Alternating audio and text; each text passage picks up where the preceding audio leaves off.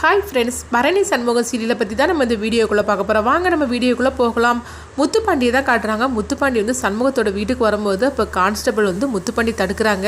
எதுக்கியா இப்போ நம்ம இங்கே வந்திருக்கிறோம் அப்படிங்கும்போது, என்னை தடுக்காத, இன்றைக்கி 2ல் 1 நான் பார்த்தே தீரணும் அப்படின்னு சொல்லிக்கிட்டு முத்துப்பாண்டி பார்த்தோம்னா இசைக்கு கூப்பிடவும், இசைக்கு வீட்டுக்குள்ளே வந்து வராங்க. வந்ததுமே வந்து அவங்க முத்துப்பாண்டியை பார்த்து சந்தோஷப்படவும், அப்போ முத்துப்பாண்டி சொல்கிறாங்க, எங்கள் பாரு இசைக்கு, இன்றைக்கி வந்து எனக்கு நீ பதில் சொல்லியே தீரணும், இன்றைக்கி நீ என் கூட வாரியா இல்லையா அப்படின்னு சொல்லி கோபத்தோட கேட்கவும், இசைக்கு வந்து அழ ஆரம்பிச்சிருந்தாங்க. அவங்க சத்தம் கேட்டு வீட்டில் உள்ள அவ்வளோருமே வந்துருந்தாங்க, சண்முகம் உட்பட.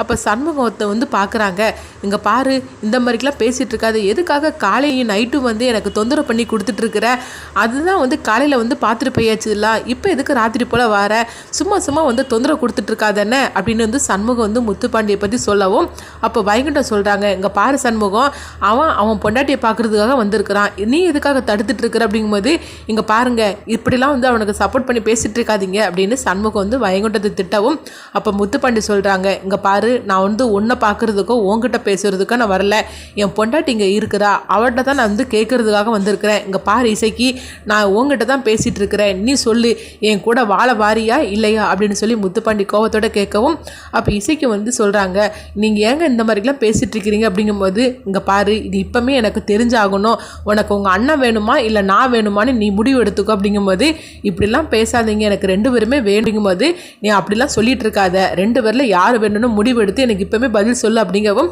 அப்போ சண்முகம் சொல்கிறாங்க, என்ன என் தங்கச்சியை போட்டு மிரட்டிட்டு இருக்கிறியா என்ன, என் தங்கச்சி அப்படிலாம் பதில் சொல்ல மாட்டா, நான் தான் சொல்லியாச்சுதுல்ல, உனக்கு உன் பொண்டாட்டி கூட வந்து வாழணும்னு நீ இஷ்டப்பட்டேன்னா நீ வேணா அங்கே வந்து அப்படிங்கவும், அப்போ வைகுண்டம் சொல்கிறாங்க, இப்போ அங்கே பாரு முகம், இது அவளுடைய வாழ்க்கை, அவள் தான் வந்து முடிவு சொல்லணும், எல்லாத்துக்குள்ளே வாழ்க்கையை நீ முடிவு எடுத்து சொல்லிட்டு இருக்கக்கூடாதுன்னு அப்படின்னு வைகுண்டம் திட்டவும், அப்போ சண்முகம் வந்து வைகுண்டத்தை போட்டு திட்டுறாங்க, இங்கே பாருங்கப்பா, தேவையில்லாமல் இந்த மாதிரிலாம் நீங்கள் பேசிகிட்டு இருக்காதீங்க, என் தங்கச்சி ஒன்றும் நான் அந்த வீட்டுக்கெலாம் அனுப்ப மாட்டேன், இதுதான் என்னுடைய முடிவு, என் தங்கச்சி வரமாட்டா, அப்படி என் தங்கச்சி கூட உனக்கு வாழணும்னு நீ ஆசைப்பட்டேன்னா நீ வேணால் அந்த வீட்டில் வந்துக்கோ அப்படின்னு சொல்லும் போது, முத்துப்பாண்டி வந்து இசைக்கிட்ட கேட்குறாங்க, இங்கே பாரு இசைக்கு, யாருமே இதில் பேசக்கூடாது, பரணி இப்போ பேசுறதுக்காக வரும்போது, இங்கே பாரு, நீயும் பேசக்கூடாது, நான் இப்போ வந்து இசைக்கிட்ட தான் கேட்டுட்டு இருக்கிறேன், எனக்கு இப்போ முடிவு சொல்லி தீரணும் அப்படிங்கும்போது இசைக்கு வந்து வரமாட்டேன் அப்படின்றதாங்க, இதுதான் உன்னுடைய முடிவா, அப்போ வந்து நானும் என்னுடைய முடிவை சொல்லியிருந்தேன், இதுக்கு பிறகு எனக்கு நீ தேவையே கிடையாது, நீ இங்கே இருந்துக்கோ அப்படின்னு முத்துப்பாண்டி கோபத்தோட போகிறாங்க. இசைக்கு வந்து அழுதுகிட்டே இருக்கிறாங்க. இந்த மாதிரி நடந்துட்டு இருக்கு.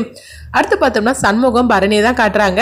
அப்போ வந்து சண்முகம் சொல்கிறாங்க, என்ன பரணி, இப்படியே இருந்துட்டு இருந்தால் எப்படி ஆகும், நம்மளுக்கு ஒரு குழந்தை வேண்டாமா, இங்கே பாரு, எல்லாரும் வந்து நம்மளுக்கு ஒரு குழந்தை வேணும்னு சொல்லி ஆசைப்பட்டுட்டு இருக்காங்க அப்படிங்கவும், பரணி வந்து சொல்கிறாங்க, அப்படியா, சரி, அப்போ நானும் அதுக்கு தயார் அப்படிங்கிறாங்க, எனக்கு எவ்வளோ சந்தோஷமாக இருக்குது தெரியுமா அப்படிங்கவும், ஆனால் ஒரு கண்டிஷன், நீ ஜோசியர்கிட்ட வந்து கேளு, இன்னைக்கு நல்ல நாளா அப்படின்னு சொல்லி கேளு, நானும் அதுக்கு சம்மதிக்கிறேன் அப்படிங்கவும், உடனே வந்து சண்முகம் ஜோசியருக்கு ஃபோன் பண்ணி, இன்னைக்கு சாந்தி முகூர்த்தத்துக்கு நல்ல நாள் தானா பார்த்து சொல்லுங்கள், என்னோட ஜாதகம் உங்ககிட்ட தானே இருக்குது அப்படிங்கும்போது, அதுக்கு இது தானாடா நேரம், இப்படியா வந்து ஃபோன் பண்ணி உயிரை வாங்க அப்படிங்கும்போது, பார்த்து சொல்லுங்க ஜோசியர் அப்படிங்கவும், உடனே ஜோசியர் பார்க்குறாங்க, 1.5 வருஷத்துக்கு நல்ல நேரமே கிடையாது, அதுக்கப்புறமா தான் உங்களுக்கு சாந்தி முகூர்த்தம் அப்படின்னு சொல்லவும், இதை கிட்டதுமே பரணி சிரிக்க ஆரம்பிச்சிருந்தாங்க. சண்முகம் அதிர்ச்சி அடைகிறாங்க, என்னது 1.5 வருஷம் கழிச்சுதான் எங்களுக்கு சாந்தி முகூர்த்தம் அப்படின்னு சொல்லிட்டு அவங்க அதிர்ச்சி அடையவும், அப்போ பரணி சொல்கிறாங்க, பாத்தியா ஜோசியரே சொல்லிட்டாரு, அதனால நம்மளுக்கு 1.5 வருஷம் கழிச்சுதான் நம்மளுக்கு சாந்தி முகூர்த்தம் அப்படின்னு சொல்லி அவங்க சிரிச்சிட்டு இருக்கிறாங்க. இந்த மாதிரி நடந்துட்டு இருக்கு.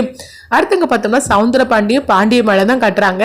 அப்போ பாண்டியம்மா சொல்லிட்டு இருக்கிறாங்க, இந்த இசைக்கு எப்படியாவது அங்கே வரவிடாமல் பண்ணணும், நீ ஏதாவது சேரிக்க அப்படிங்கும்போது, அதுதான் நல்லா நான் பிளான் போட்டு செய்திருக்கோம்ல, அதனால சண்முகம் வந்து கண்டிப்பாக வந்து இங்கே அனுப்பவே மாட்டான், ஏன்னா சண்முகத்திட்ட நான் அந்த மாதிரிக்கு நான் என் முன்னோடைய முகபாவனத்தை நான் காட்டிட்டு வந்திருக்கிறேன், எல்லாருக்கிட்டையும் முன்னாடி வந்து இசைக்கிட்ட மன்னிப்பு கேட்டேன், ஆனால் சண்முகத்திட்ட மட்டும் வேற மாதிரி வந்து மூஞ்ச காமிச்சிட்டு வந்திருக்கிறேன், அதனால அவன் தங்கச்சி நம்ம வீட்டுக்கு அனுப்பவே மாட்டேன், இதுக்கு நான் கேரண்டி அப்படிங்கிறாங்க.